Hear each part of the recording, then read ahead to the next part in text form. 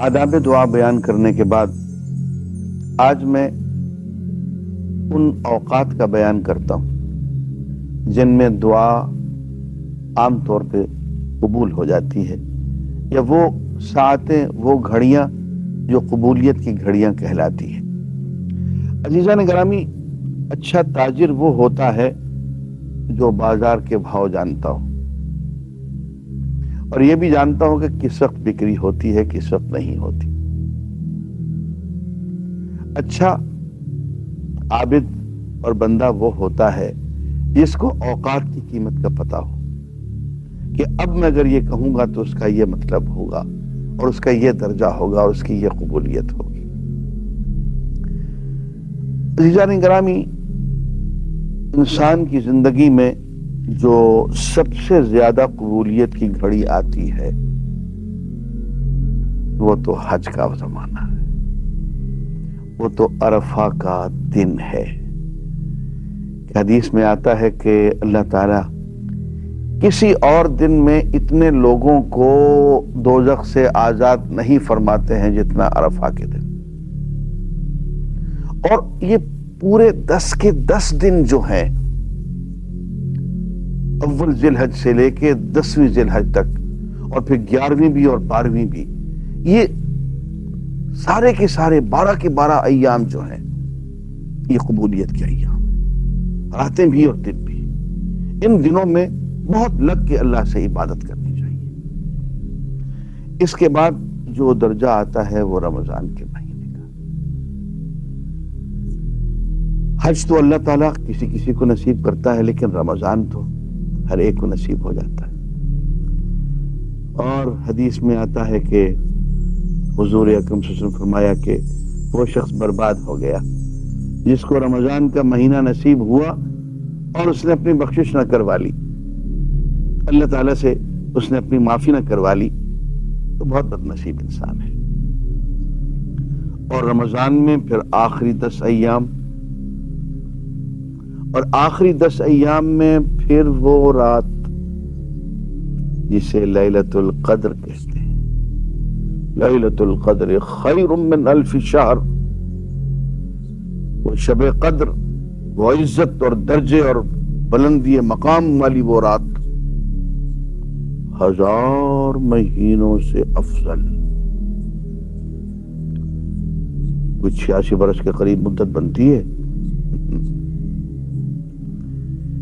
اس رات کو اگر انسان ڈھونڈ لے، اور دیکھیے حضور اکرم صلی اللہ علیہ وسلم صحابہ کو حکم فرمایا کرتے تھے کہ تم رمضان کے آخری 10 دن اعتکاف بیٹھ جایا کرو، تاکہ یہ لیلۃ القدر جو ہے انہی 10 دنوں میں ہوتی ہے، یہ از خود تمہیں نصیب ہو جائے۔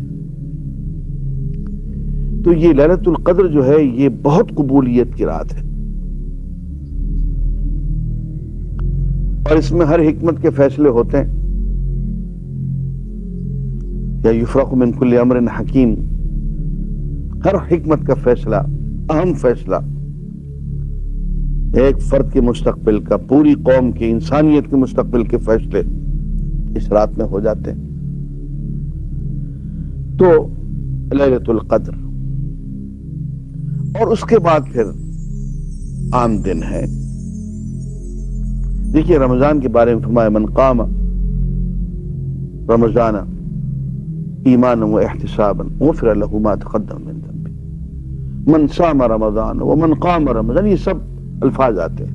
جس رمضان کو روزے رکھے، جس نے رمضان کی راتوں کو جاگا، کھڑے ہو کے عبادت کی، اس کی اسے فرمایا من قام لیلۃ القدر ایمانا و احتسابا غفر له ما تقدم من ذنبه، جو لیلۃ القدر کی رات کو جس شخص نے عبادت کی اور کھڑا رہا اللہ کے حضور، اللہ کو پکارتا رہا، نماز پڑھتا رہا، تلاوت کرتا رہا، اور تلاوت کے دوران اللہ تعالیٰ سے دعا مانگتا رہا، غفر له ما تقدم من ذنبه، اس کے پچھلے سب گناہ معاف ہو جاتے ہیں۔ تو یہ بہت قبولیت کی ساعتیں ہیں۔ اس کے علاوہ جمعہ کا دن جو ہے وہ ہماری عید کا دن ہے، وہ ہماری عبادت کا اور اعتکاف کا دن ہے۔ اور اس میں جمعہ کے دن ایک ایسی ساعت آتی ہے جو انتہائی قبولیت کے ساتھ ہوتی ہے، اور اس ساتھ میں اللہ تعالیٰ سے جو دعا مانگی جائے وہ قبول ہوتی ہے۔ بعض روایت میں یہ ہے کہ وہ ساتھ جو ہے نماز جمعہ کے دوران آتی ہے، اور بعض نے یہ کہا کہ وہ جمعہ کے دوران بھی خطبے کے دوران آتی ہے، بعض نے یہ کہا کہ وہ اس وقت آتی ہے جبکہ امام دو خطبوں کے درمیان ذرا سا وقفہ کرتا ہے، آرام چند سیکنڈ تک، وہ قبولیت کے ساتھ ہے۔ بعض روایت سے یہ پتہ چلتا ہے کہ جمعہ کے دن عصر کی نماز سے لے کے مغرب کی نماز تک یہ وقفہ جو ہے 1.5-2 گھنٹے کا، اس میں وہ ساعت آ جاتی ہے جو انتہائی قبولیت کی ساعت ہے۔ بالکل اسی طرح سے جو جمعہ کی رات ہے، ہر ہفتے آتی ہے، گزر جاتی ہے، ہم کبھی اس کی طرف دھیان نہیں دیتے۔ دیکھیے حضور اکرم صلی اللہ علیہ وسلم نے کیا ارشاد فرمایا ہے۔ کتاب الدعوات میں جامع الترمذی میں یہ حدیث ملتی ہے، حضور فَإِذَا كَانَ لَيْلَةَ الْجُمْعَةِ فَمَا اسْتَطَعْتَ أَن تَقُومَ فِي ثُلُثِ اللَّيْلِ الْآخِرِ فَإِنَّهَا سَاعَةٌ مَشْهُورَةٌ وَالدُّعَاءُ فِيهَا مُسْتَجَابٌ۔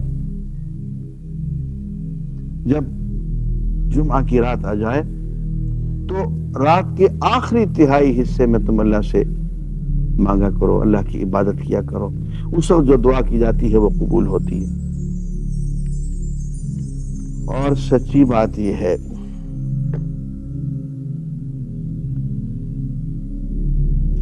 کہ عرفہ کیا، رمضان کیا، اور جمعہ کیا، اور لیلۃ القدر کیا،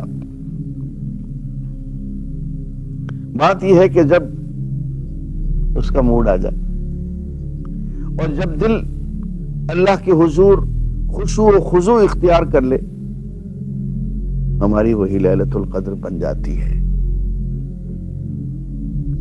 کیا خوب کہا کہ اے خواجہ چی پرسی ز شب قدر نشانی، ہر شب قدر است اگر قدر بدانی۔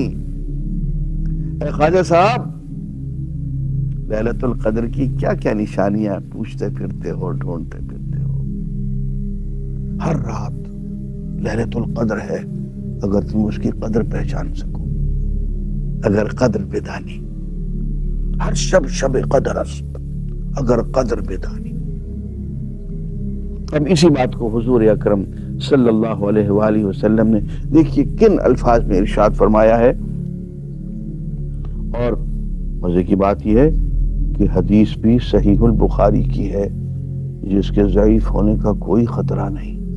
ارشاد فرماتے ہیں ہر رات ہمارا پروردگار آسمان دنیا پہ نزول فرماتا ہے، اور جب آخری تہائی کا وقت ہوتا ہے تو اللہ تعالیٰ یوں ارشاد فرماتے ہیں کون ہے جو مجھے پکارے میں اس کی دعا قبول کروں، اور کون ہے جو مجھ سے کوئی چیز مانگے سوال کرے میں اسے عطا کر دوں، اور کون ہے جو مجھ سے مغفرت اور بخشش طلب کرے اور میں اس کو معاف کر دوں، بخش دوں۔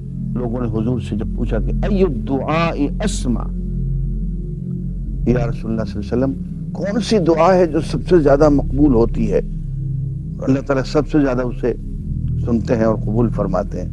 تو حضور سے ارشاد فرمایا قال جوف اللیل و دبر الصلوات المکتوبات، دو دعائیں، ایک وہ جو آدھی رات میں تہجد کے وقت کی جائے، اور ایک وہ جو ہر فرض نماز کے بعد دعا کی جائے، وہ بھی قبول ہوتی ہے۔ وآخر دعوانا الحمدللہ رب العالمین۔